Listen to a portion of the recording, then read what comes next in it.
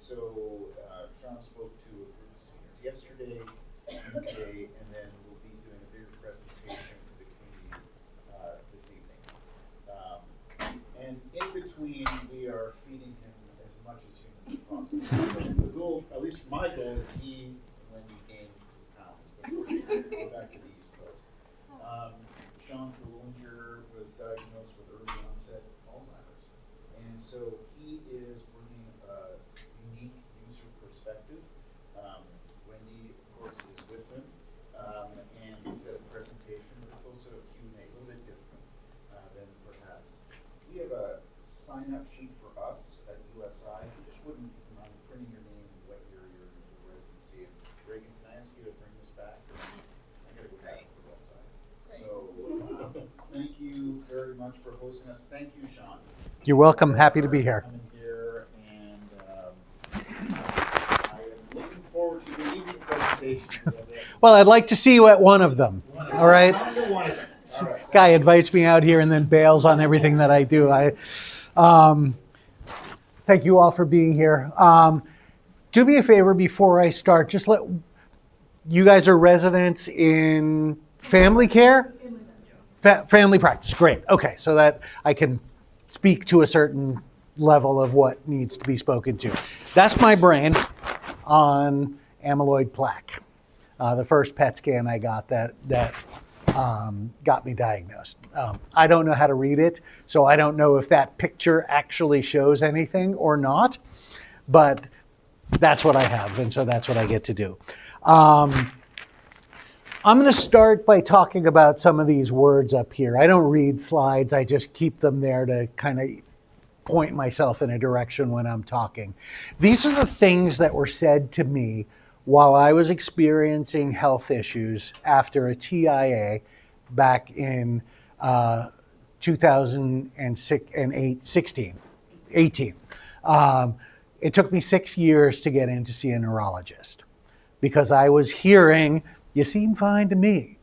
You seem okay." And yet I am presenting with the post effects of a TIA. I'm saying things are not as quick as they used to be. I'm slow. I'm hunting for words when I didn't used to be hunting for words. I'm confused sometimes. I didn't think I had Alzheimer's. I was never on the hunt for an Alzheimer's diagnosis. I was on the hunt for a cognitive test that would let me know how I scored based on the results of a TIA, and I could not find, and this is where it's important for you guys, could not find a family practitioner in 3 states to listen to me without going, "You seem fine." Right? So my first piece of advice will be when somebody comes to you and says there's brain changes, they're the ones who know. Especially if their spouse or partner or whatever is corroborating that, then it's something real to be looked at and thought of. With the advent of disease-modifying therapies, we can actually get in there and fix some of this stuff now. And so early diagnosis is key. And 99% of the times, you all in family practice are going to be on the front line of that. Somebody who you see for something else who may be experiencing some sort of symptom that prompts you to look beyond that. And so my recommendation to you is to do that. I think you raised your hand. Do you mind sharing your age? Sure, I'm 62 years old. I will ask though, if I get sidetracked, I sometimes can't find my way back. I will leave this open for questions after. And I appreciate questions, and that's not a problem. But in general, I get gear-headed on a thing, and then I sometimes can't find my way back if I get sidetracked. So if we can hold questions till after, that would be great, and then I will do my best to answer them all right? So if you look at that slide, these are the things that were plaguing me and the responses that I got.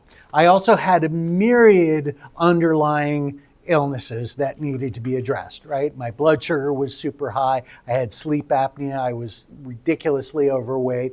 There were plenty of things that, as I look now with the things that I've learned, are all predecessors to brain disease. And yet I couldn't find anyone to connect the dots for me, okay? But then I got diagnosed, right? And the process of getting diagnosed was, once I got there, it was fairly simple. I found a primary care practitioner who said, okay, we'll send you over to a social worker, and that social worker issued me the MOCA test, which is that really basic, simple 30-question test, and I failed it by 1 point. And failing it by 1 point only on the short-term memory questions, on the memorize these 5 words, and then we'll come back to you 20 minutes after distracting you and ask you those 5 words again. And I could not remember them, any of them. And so that 5 points got me a 25 score, 26 being the cutoff to go to see a neurologist. So I got to go to see a neurologist who also listened to me and said, all right, you're experiencing confusion, your wife corroborates it, you failed the MOCA, let's test and see what else is going on. And I had an MRI that showed that there were no underlying brain trauma from the TIA. I had thyroid levels blood work to show that the confusion wasn't related to any thyroid issues. And finally, I had a PET scan that showed that I had amyloid plaque. And now I'm here, almost 2 years later. That was the diagnostic process. I wish I could say it had happened. I don't know what it would have happened had it been 5 years earlier, because we didn't have lecanemab on the market at that point.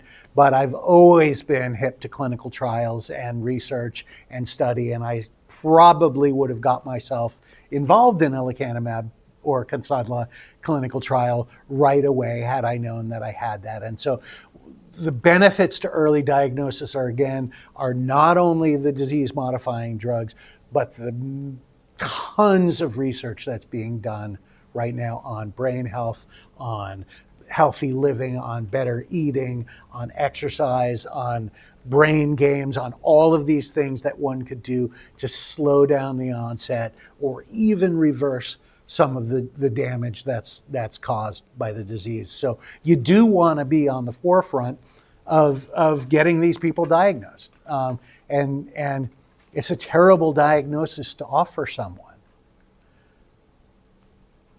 But for me, it was life-changing, right? First, it was life-changing in a misery standpoint, right? You don't come out of a diagnosis like that easily.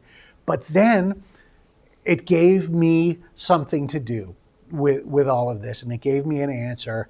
And so I will say, getting diagnosed with Alzheimer's was one of the best things that ever happened to me, but only because I chose to do the work that it took to make myself better. I've been 2 years on it. I've been 18 months of infusions of Leqembi. I'm finished with the first round. I just took another MOCA test and I scored exactly the same. Now, I'm not going to lie to you and say I wish I had scored better, but I didn't score worse, right? And so if you flip the narrative and go, it's not progressing, that's a really good thing. I really wanted it to be, you got a 28 or a 30 or whatever, but that wasn't to be. But so my short-term memory is still shot. I can still tell the difference between a hippopotamus and an elephant. So that's the litmus right there. The thing that happens when you diagnose somebody and their family with Alzheimer's is the immediate onslaught of crushing anxiety and depression, right? This is not, I'm going to guess it's similar with any terminal disease, right? You tell somebody they're going to die, they're going to die, and how they're going to die, they get depressed, right? That's a logical outcome, and I don't blame anyone for feeling that. But the thing, again, as practicing physicians that you have to be aware of is, at least for me, as someone who has existed by the strength of an active mind for their entire life, this was the worst diagnosis that could ever have been given to me. If I had been told, I had some uncurable form of leg cancer and they were going to chop a leg off to save me, I would have weathered that without too much issue. But knowing that I was going to die a slow, lingering brain death was crushing to me, and crushing to my wife, who loves me for many reasons, but one of them is my mind. I make her laugh. I think about things. I care for people and her, and I'm an active participant in being involved. And so she knew she was going to lose that. We didn't know what that meant, though, right? Now, none of you are in neurology, right? But you're going to be dealing then with the after effects of a patient who has been told by their neurologist that they have Alzheimer's or any of the other dementias. I speak almost solely about Alzheimer's because it's what I have, but it is a bucket of many different types of diseases dementia is. But they progress differently and they manifest differently, and I don't study them as well as I study what's going to affect me. But no one ever tried to treat Wendy for her sympathy disease, right? The care that she was going to need in knowing that she was going to need to care for me, right? And no one really tried to guide us through what did we need to do? What happens next? I got told by my neurologist, you have Alzheimer's. Frankly, it's a really good time to have Alzheimer's, which it is. Come back in 2 weeks and we'll try to get you on lecanemab and get you started on that. And that was it. That was my diagnostic process with him. He's a special guy.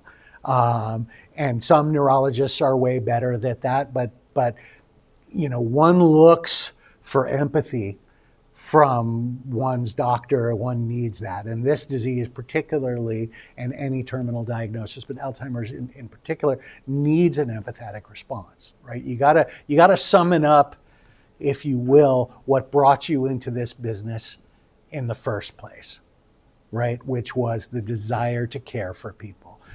You will probably be working in a patient mill at some point in your life, unfortunately, because that's the state of medical care these days, where you're going to be seeing 40 people in a day or something like that, and moving them in and out in a 15-minute increment and things like that. But I needed more than that, and I didn't get that. And to this day, except for one neurologist who I sought out much later on in the process, I still haven't gotten that, right? I'm in and out of doctors, in, out, here, try this, do this, everything is on me and Wendy to figure out, right? Insurance, drug interactions. I had surgery recently, prostate surgery, and I was the one who had to say to the anesthesiologist, I have Alzheimer's. I don't want you giving me any gas, because I read that gas is damaging to people with dementia. It kills more brain cells than propofol does. And so I wanted to be sure that I was not given gas. And that was on me, though.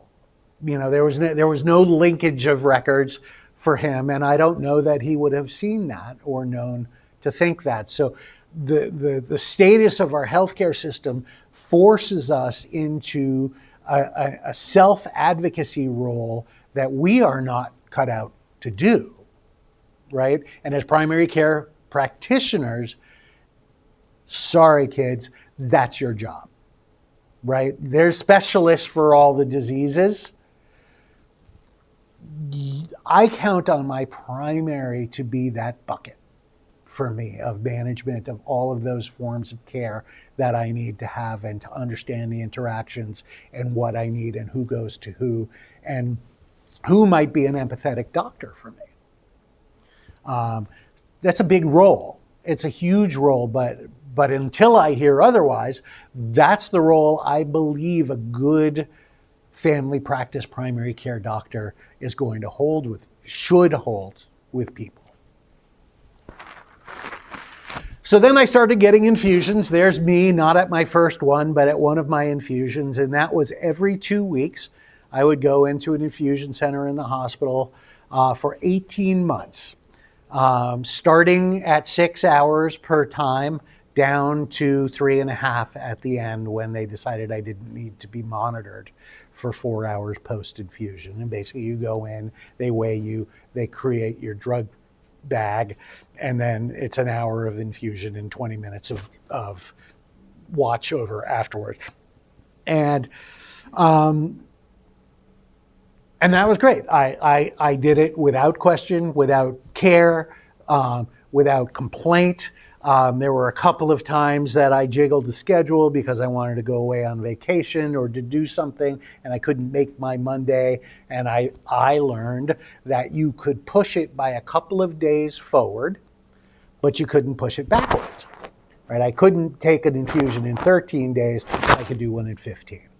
And so I would sit.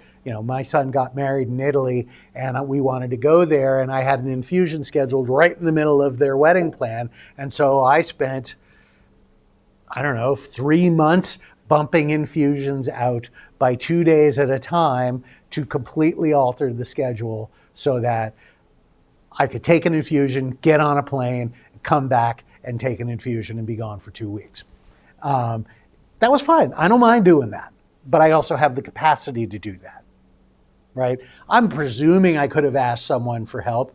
Wendy and I did it together, and I'm presuming I could have asked a doctor for help, but I didn't mind doing it. But that's the level of when you're subject to that kind of treatment, that's what you go through. And I started joining clinical trials. There's me getting electroshocks to my head while I do memory tests to further a study on how the brain, all of these are about brain stimulation, right? They are not a cure for Alzheimer's, but in my mind, anything I can do to help further the science is a good thing, right? Clinical trials are the lifeblood to your industry and my long-term health. I will be cured of this disease when I or somebody from a clinical trial gets cured of this disease, not before, right?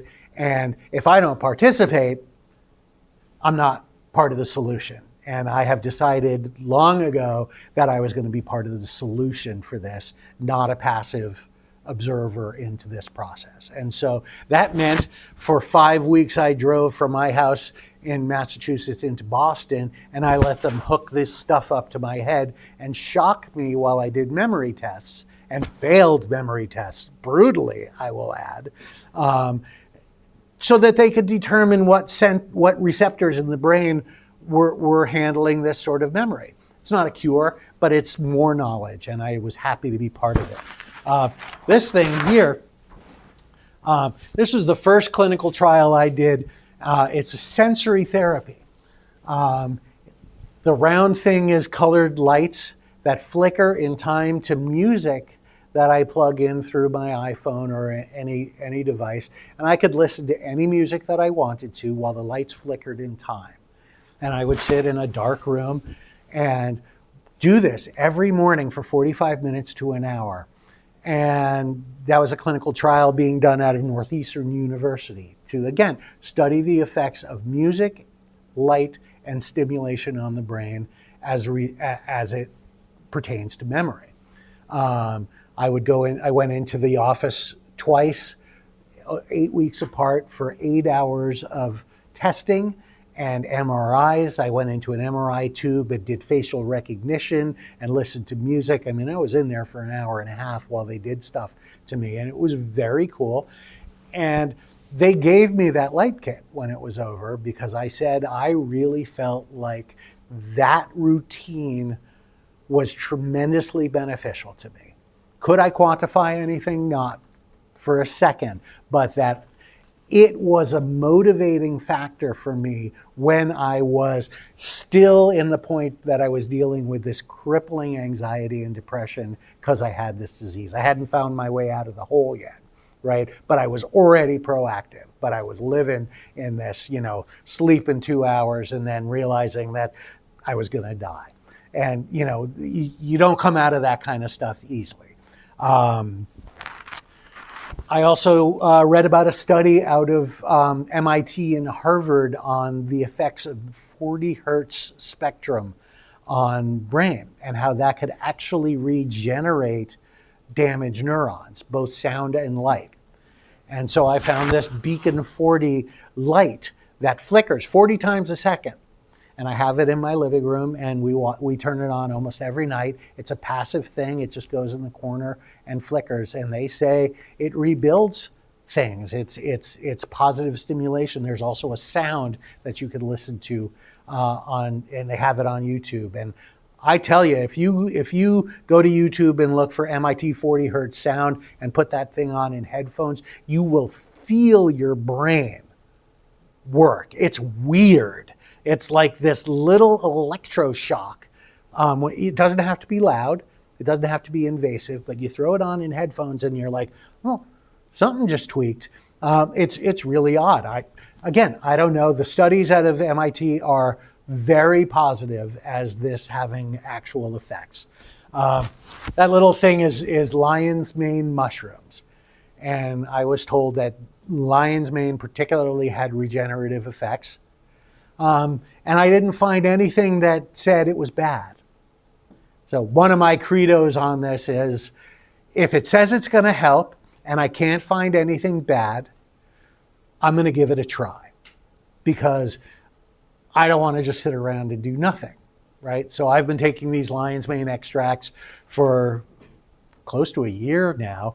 I've read more studies on multiple types of mushrooms, and many of these health food store, health things have these mushroom blends of different types of mushrooms, and a lot of them claim to do really interesting things to the body and brain. And people have been doing things with herbs and stuff for hundreds of years, and so I don't discount that type of therapy, but I wouldn't do only it. Right? I know people who have said, okay, I'm not doing Western medicine. I'm only doing this, and I'm not that guy. But I'll do it along with the Western medicine so that I can cover every base possible. And then, as I started to climb out of the hole, I decided I was going to become a writer. That writing was going to be what did it for me. And that happened because the woman who became my daughter-in-law sent me something called Storyworth. And Storyworth is a web-based memoir generator. And basically it emails you a question a week and you write an answer. And the questions can be modified. But basically it gets you sitting and thinking and documenting your past for your family, right? It's a really nice thing. And I was incredibly grateful to get it. And so I started writing my memoirs. And then I realized, you know what? I got something to say about now, right? What's happening to me right now? And that's not appropriate for the, here's what I did in high school that was fun, or this trip that I took, or whatever that is the genesis of the Storyworth. And so I started the Owls blog, which is still being updated, and it documents my entire life for the past 2 years. And when Storyworth ended after the year, and I got told that I had written one of the longest Storyworth books, word count, that anyone had ever submitted before, I needed something else to do, and I decided I was going to write another book, and it was going to be a book on this process, talking about the lessons learned, taking anecdotes and moments from the blog, but trying to flesh them out into some more detail, doing research and citations on some of the things that I only talked about, having ideas about, so that people could have a resource for themselves when they get diagnosed. And it is my hope that when you guys end up with some recent diagnosis and they say, well, what do I do? You say, get alls fired up by this guy, Sean Terwilliger, because he did it all and wrote it all, and he wants you to have it, because that's why I did it, right? And I want you to have it too. There are sections in there for doctors, what I think is necessary for people. I value you guys so incredibly, right? So I say some negative stuff, but it does not come without an understanding that you all are doing incredible things, and the fact that you're here is just, I'm so grateful for the opportunity to talk to you. But the medical system is just crushingly broken right now, and it's young people like you who are going to be able to fix it. So that's my book. It's going to be out hopefully within a month. Yesterday I did a reading at USI. It went fairly well. The first chapter, it is available on YouTube. My channel is Alls Fired Up if you want to look for it. It'll be in the blog, which is at owlsblog.net if you want to look for it. Then I decided I was going to become a vocal advocate.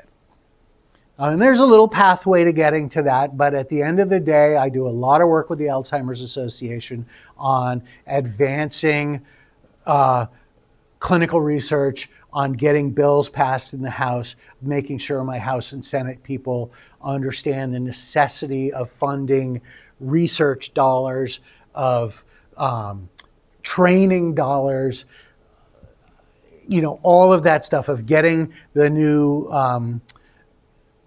blood tests covered by Medicaid so that you could give it to everyone. And because right now it's not covered by Medicare, Medicaid.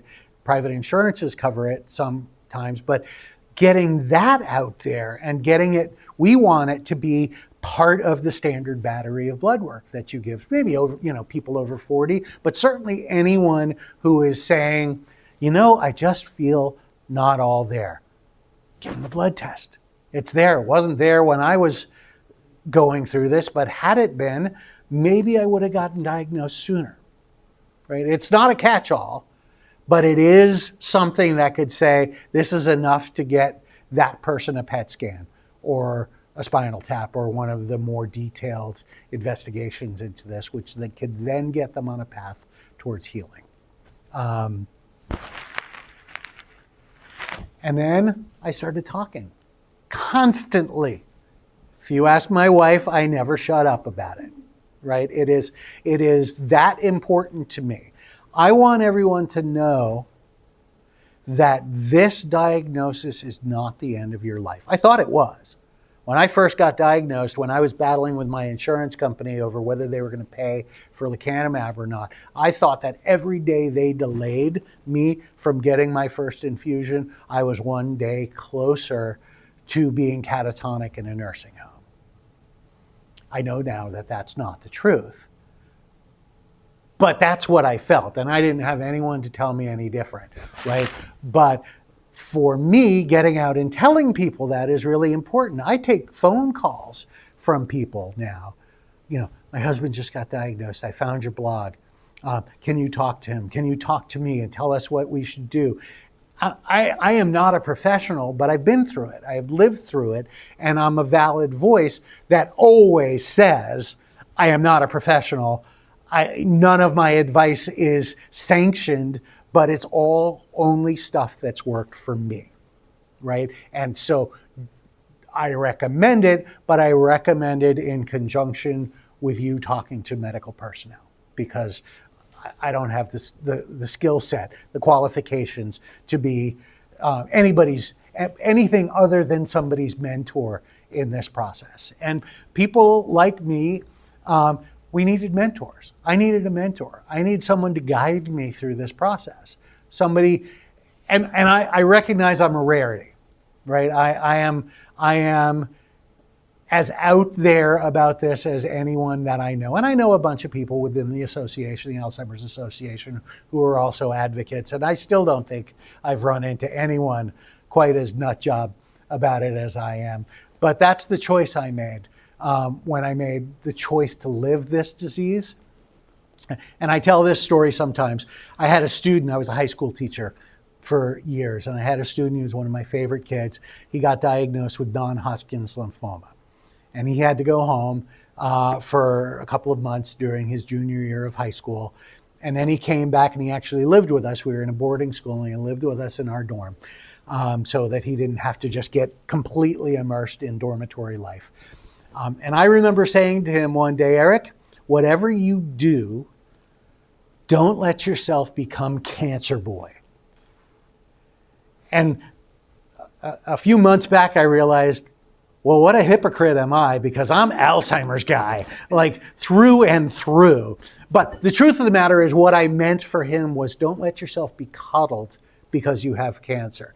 Don't let yourself take shortcuts because you have cancer. Don't let people not force you to finish school and do your stuff and be great because you can be great because you have cancer. And he and I have talked about that, and he's like, that's totally what I took out of it. And you are doing exactly what I would have wanted me to do at that point too, which is stand up in front of people and say, I have cancer. What do you need to know about me and my disease so that I can help you manage it, right? My fellow students in high school. And by the way, I've also talked about Alzheimer's to high school students, and they are incredibly receptive to this stuff. You guys are all young. You're not as young as Reagan, but do you remember back in the 80s or 90s? Nah, you're too young. You know who Kevin Bacon is? The actor? There was a game we played back in the 80s called 6 Degrees of Kevin Bacon. And that game was basically everyone on Earth was 1 to 6 degrees away from knowing Kevin Bacon, because that's how ubiquitous he was in the 80s, right? I myself am 2 degrees from Kevin Bacon, right? His wife, before she was his wife, came to a party at my house in New York. I didn't know her, but I know she was there. And so I'm 2 degrees away.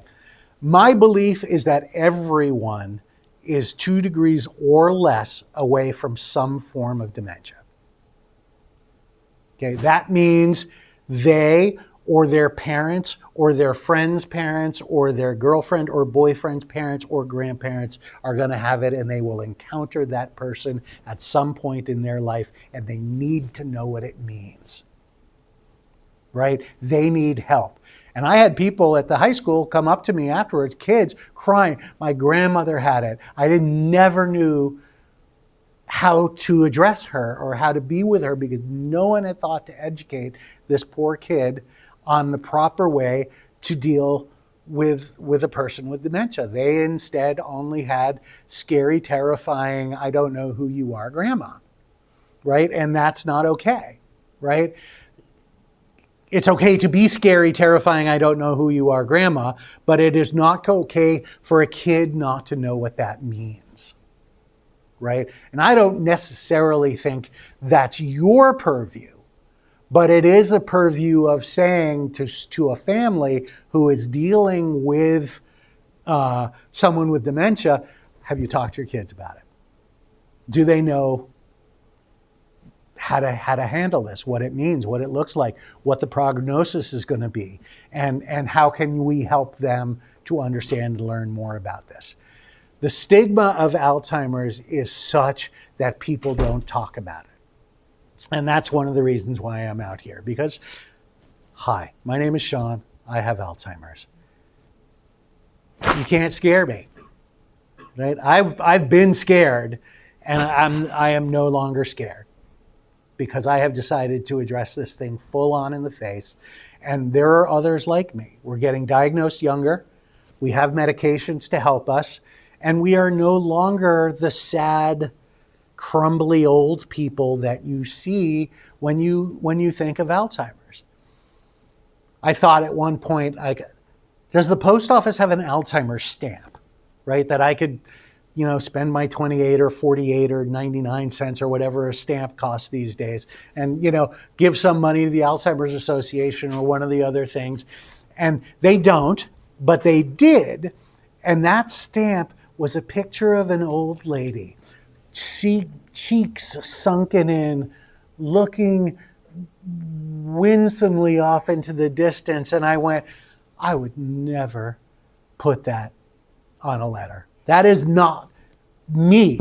That is not the Alzheimer's that I have, right? I recognize I'm going to get there someday, probably, right? But right now I don't have that, and I want to commemorate me as a fun-loving, life-loving, music-loving person who is living his life as best as he ever has. And Wendy and I decided one of the things we were going to do is start a t-shirt company that was filled with snarky clothing and t-shirts to make people aware of the disease, but also aware that, look, I don't want to be laughed at because I forget something, but I am perfectly capable of laughing at the process, right? Of finding humor. If I don't find humor in this thing, I'm going to crawl right back into my home. I have to have humor in this because it's too heavy, right? So that's all also on owlsfiredup.net. Some things are completely inappropriate. Some of them are just plain funny, but it made us happy to do. Then I decided I was going to just live as best as I could, right? So I jumped out of an airplane. That was fun. I got a tattoo. I've never had a tattoo before. There it is. Here it is. It's a brain made out of musical notes. And I discovered this piece. It was a piece of clip art. And part of my, in a period of my blog, when I was doing the sensory stimulation piece, I started I've always been really into music, but I got really into discussing the music that I was listening to while I was doing the lights, and sort of writing little mini album reviews based on how I felt they interacted with the lights and whether they were a good fit for the therapy. And I started writing music reviews, and I realized, again, the importance of music in my life, did research, understand how important music is in the care of dementia patients in general. And so I saw this and I was like, this is, I've never had a tattoo, never wanted anything. I wanted that and I got it.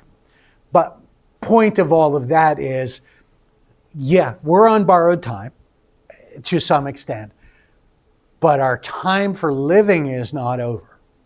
Right? Our time for joy, our time for getting out there and experiencing life and trying new things, making new memories, existing in new ways is not done. And for you as physicians, helping people find their way out of that hole that they're going to crawl into and begin to live a life of joy again, it's so healing.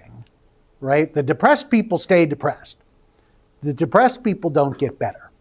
Right? They may take their lecanemab or their memantine or whatever it is, but they don't stay stagnant or even get better. But people like me do. And so my goal is to stay in front of this disease until there's a cure. Right? And to work my butt off every day to do that. And part of that is living, right? It's being out here talking to you. I met Reagan at a conference in Boston. She asked me to come out and talk at her school. I did. Then I was like, why only, let me do a book reading at your school. And she was like, and you want to come address the residents at Deaconess? And I'm like, yeah, whatever. Let's do it all, right? Because I'm here. Why not, right? And I'm finished with my infusions. I have survived the drip, and I've got a wide open path ahead of me right now. The protocol calls for staying on maintenance doses of lecanemab, right? That's what the protocol says. You finish your every 2 weeks, then you go to monthly for perhaps the rest of your life. They've come up with an at-home version of it, subcutaneous injection, which you do every week. My problem with that is when I was researching clinical trials, none of the clinical trials would let me on them because I was taking Leqembi. They're like, you're on the gold standard. It's altering your brain to such an extent that we can't get valid results for our clinical research when you're on that drug, so you can't be in the trial. But stop taking the drug for 3 months, and then we're happy to talk to you. So I'm at a point right now where I have a choice to make, which is, do I go on the monthly infusions, or do I start to really dive into clinical research and look at anti-tau drugs, anti-inflammation drugs, any of the other stem cell, pulse, sonogram, stimulus. There's so much stuff going on out there, so much neat science happening, and I want to be part of that.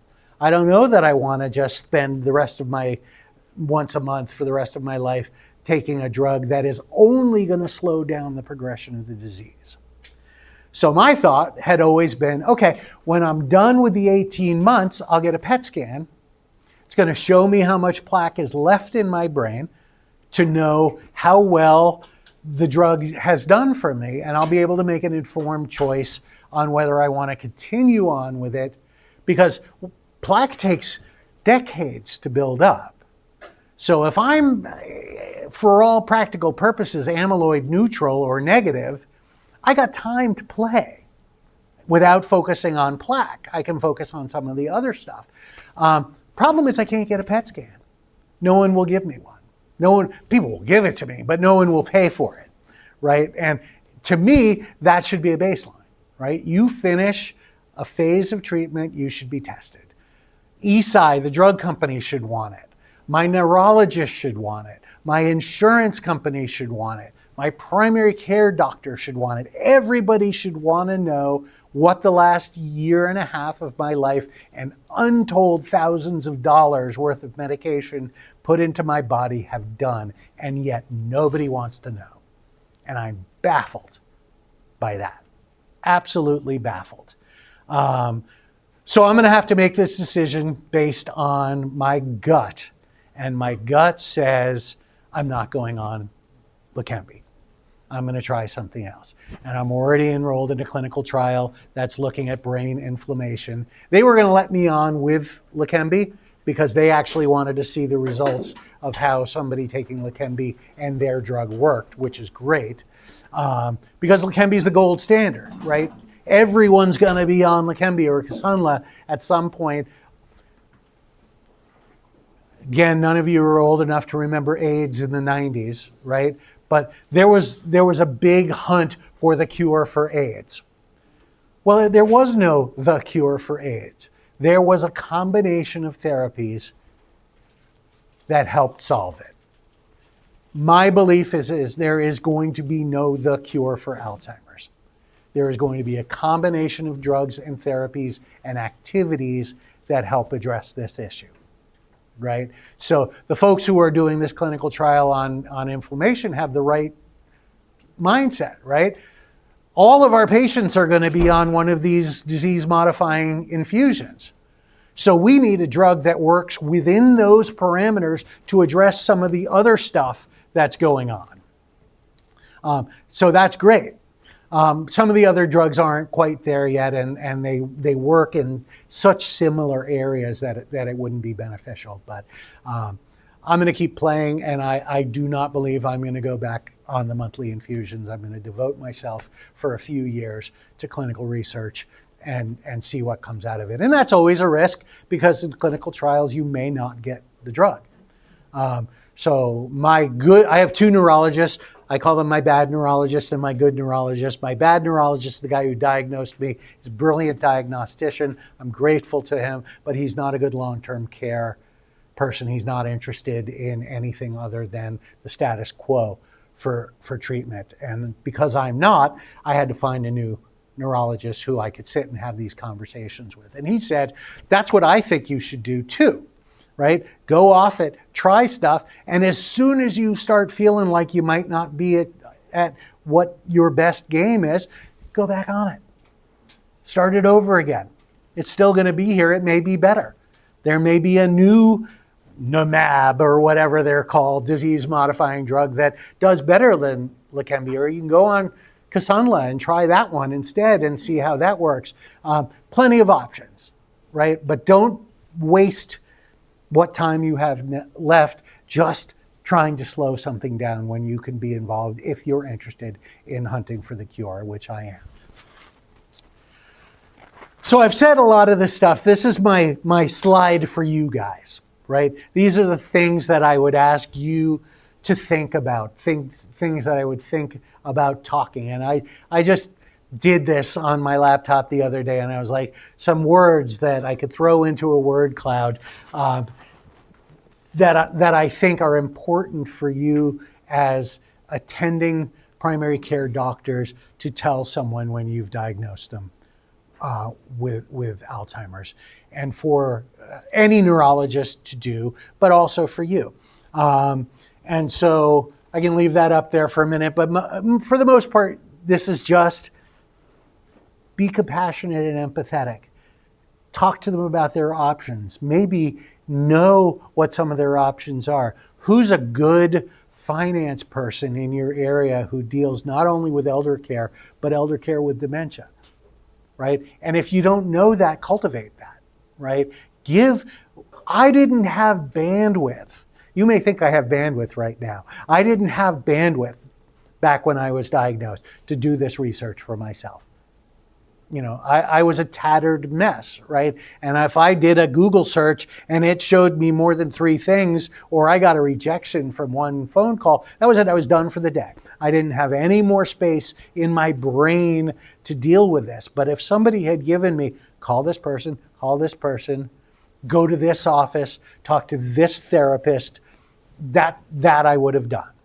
Right? And I don't know that I expect every doctor to have that, but every clinical practice should have that built in to their process, not just for dementia diagnoses, but for almost any terminal diagnosis you give someone, right? It's devastating, and you got to recognize the level of pain that person has just had their life completely upended. They are not a statistic. They are not a number. And I'm not by any means suggesting that any of you think that way, but I am definitely thinking my neurologist thinks that way, right? So I know that there are some doctors who you're like, okay, done. I've got the diagnosis done. I've got them on the drug.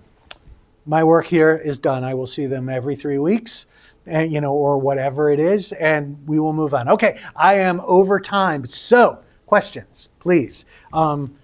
Here are links to the Owls blog and to owlsfiredup.com if you want to go.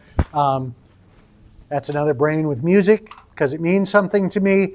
And any questions about anything I've said or anything I didn't say that you might like to ask.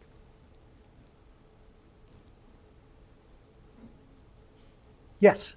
For the infusion therapy you received, how much is it? How much is the insurance cover? How much do you have to pay? Okay, so I gratefully paid absolutely nothing. My private insurance, covered by Massachusetts' version of the Affordable Care Act, which cost me almost no money, paid everything. I had to pay a copay for MRIs, and that was it. My infusions and the drug were absolutely cost-free to me. Eisai, the company makes Leqembi, has a $10,000 out-of-pocket credit card that they give, or did a year and a half ago, gave people who were put on the drugs to cover costs that weren't covered by their insurance. But thankfully, I haven't even seen any OP, right? It is so transparent to me that I don't even get notification that they've paid something. It just happens, which I'm really happy about. Because the drug itself is, I don't know, $2,000 to $3,000 per infusion, plus the actual infusion itself. So that, for many people, it's really, really quite costly. And if you're not on insurance or something that pays for it, it's prohibitive.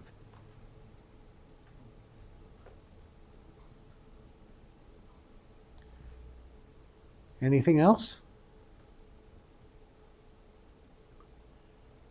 I have a more informal question. Yeah. Do you play any instruments? I do. I have played instruments almost my entire life. Most recently, I've been a guitarist and a bass player. I also developed essential tremors at about the same time as I got diagnosed with Alzheimer's. And I've read conflicting research. I've always presumed that the brain rot caused the tremors, but I've actually read some research that supports that having essential tremors might be a precursor to getting Alzheimer's. They both manifested at about the same time for me, but I can't chord a guitar anymore.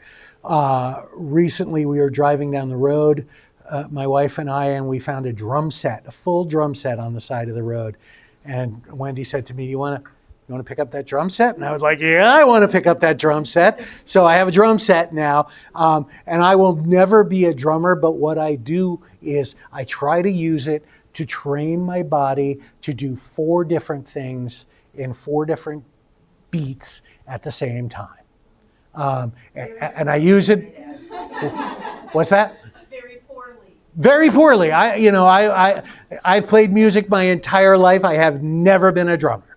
But to me, that's really important, right? Because if I can do 8-bar, 4-bar, 3-bar, and keep that going without drifting off, that's a level of focus. That's a level of math, concentration. To me, that's an essential thing, right? So that's what I use it for.